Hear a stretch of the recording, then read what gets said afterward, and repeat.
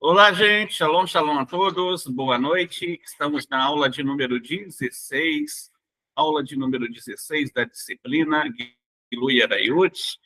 Nessa disciplina, nós estamos estudando sobre a ordem de não praticar atos imorais, não praticar imoralidade. E agora a gente está chegando em um novo ponto, mas é um ponto importante. É um ponto pequeno, não é algo muito extenso, no entanto, também ele requer bastante atenção.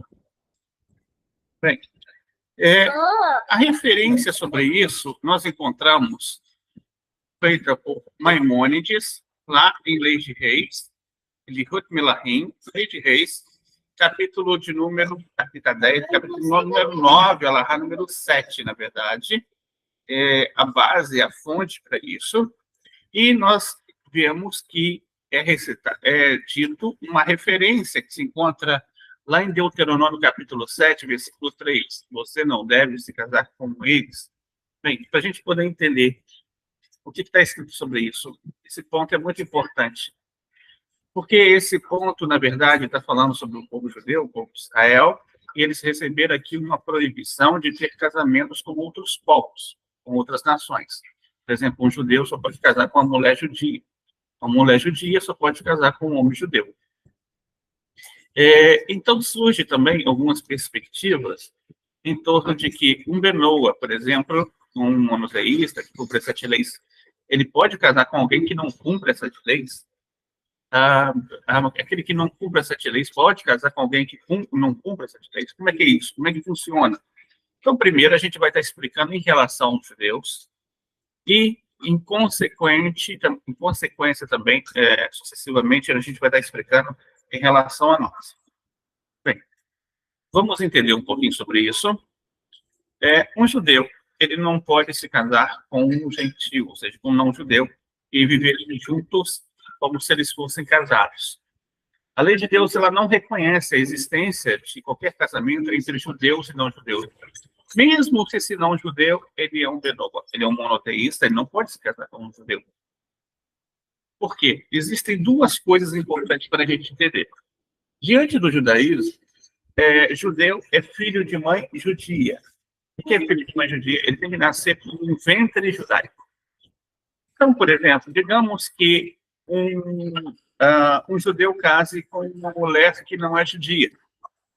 Nesse caso, ele compromete esse status judaico.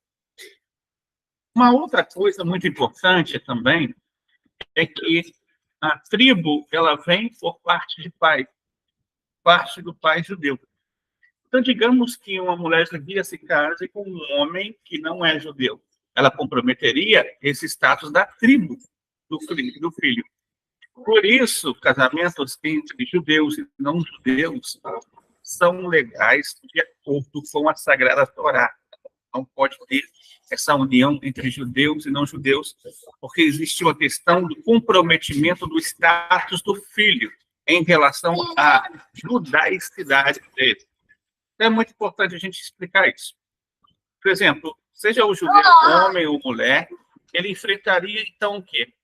Um judeu que descumprisse isso daqui, ele enfrentaria a pena de açoites por essa violação.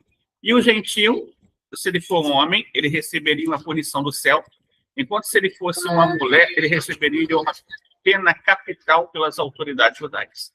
Seria tido como se a mulher gentia ela estivesse agindo contra a Torá, tá bom? Porque ela estaria fazendo com que o homem interrompesse o status dele em relação à judaicidade. Então, isso é uma questão que a gente vê isso lá em Números, capítulo 31, versículo 16 a 18. Aí nós encontramos o seguinte, que a lei de Deus, ela declara que aos olhos de uma mãe judia, judeus são aqueles que nascem do seu útero, enquanto aos olhos de uma mãe gentia, o que é uma mãe gentia? É uma mãe das nações, então, se o filho nasce dela, é um filho das nações, não seria um filho de judeu. Mesmo que o pai ele for judeu, ele é considerado gentil. Mesmo que o pai. Vou dar um exemplo para vocês. Silvio Santos é judeu. A gente sabe que o Silvio Santos é judeu. No entanto, a esposa do Silvio Santos, a mãe dos filhos deles, ela não é judia. O que que acontece? Os filhos do Silvio Santos não são judeus. Por quê? Porque ele não se casou com uma mulher que é judia. Por conta disso, os filhos dela são como se fossem Benoa. Eles podem se converter também, fazer o processo de conversão, Iur, normalmente, eles podem fazer isso, como outras pessoas podem fazer, claro. No entanto, o status de nascimento deles seria não judaico, por conta disso. A gente vê lá no livro de Esdras, capítulo 10, versículo 1 a 11, uma situação semelhante a essa que nós estamos explicando aqui. Esta é a razão, por exemplo, que na época de Esdras, os homens judeus nos tempos bíblicos que se casaram com mulheres que não eram judias, eles foram obrigados a mandar elas embora, né? E também com os seus filhos. A gente viu isso lá no livro de Esdras, capítulo 10, versículo 1 a 11. Então, qualquer relação entre um homem judeu e uma mulher gentia, mesmo fora do casamento, também é proibida e punida de forma semelhante ao caso do casamento então, mencionado assim. Bem, assim funciona essa alahá em relação a judeus e não judeus em casamento. Agora, vamos ver um pouquinho sobre isso lá no Mishneh Torah, Ilihot Pelahim, capítulo 9, alahá número 7. Diz o seguinte: um gentio que se envolve em relações com uma donzela judia que foi consagrada, ou seja, ela foi tida como, ela é noiva de algum judeu, ela é prometida, noiva prometida. Ele é condenado à morte por apedrejamento, como é a lei em relação aos judeus.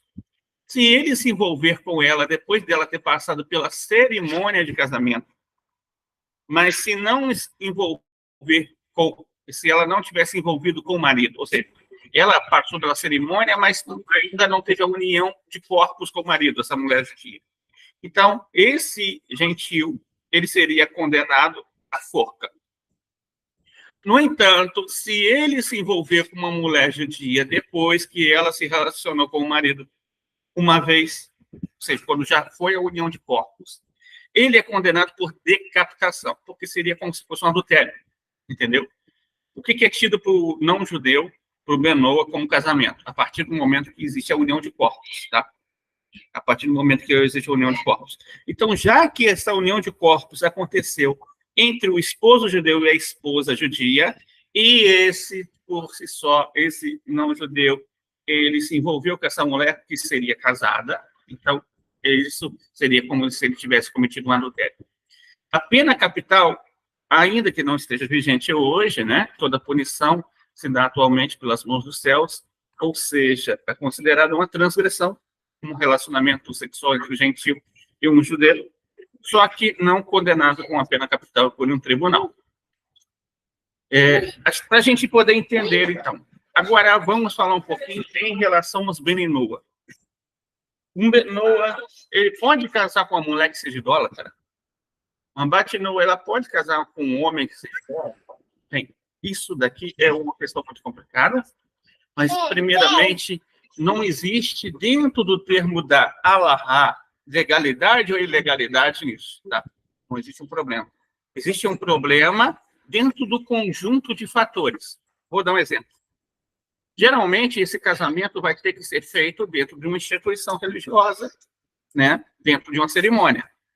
Então, muitas vezes, esse relacionamento entre pessoas que praticam idolatria e pessoas monoteístas, o monoteísta sai perdendo, na maioria das vezes. Segundo, a pessoa tem que pensar que a longo prazo virão filhos. Dentro da educação desses filhos, provavelmente vai vir filhos em que esses filhos vão ser expostos à idolatria. Então, propriamente dizendo, vai existir situações de contrito entre os cônjuges por conta disso. É um outro ponto. Então, segundo ponto que tem que ser observado. Aí, terceiro ponto a ser observado. A vida, por exemplo, um Benoa, ele tem a ordem de não aceitar ritos de idolatria na sua casa. e também símbolos de idolatria na sua casa. Se ele casa com uma pessoa que é idólatra, ele vai ter um problema quanto a isso. Ele vai ter um problema quanto a isso. Ele vai ter um problema quanto a isso. Por quê? Porque geralmente a pessoa ela vai professar uma outra fé, um outro credo, e ela vai fazer um culto no lar, ou algo assim, ou vai fazer um ritual no lar dela, ou vai ter ícones de rituais no lar dela, símbolos religiosos no lar dela.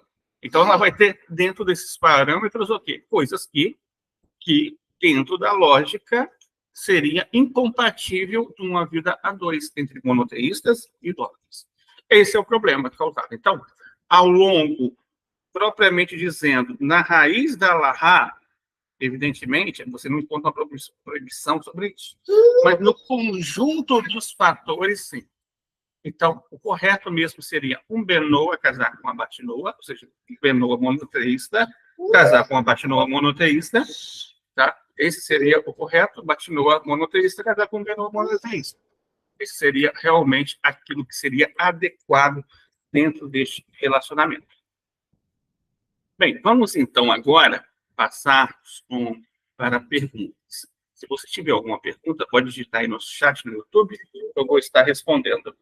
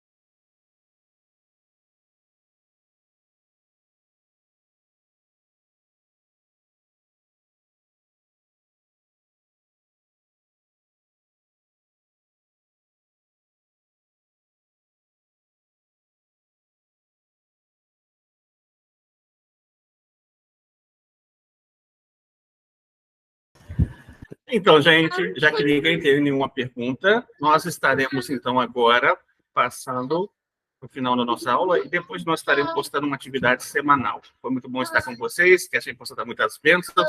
Shalom, shalom a todos.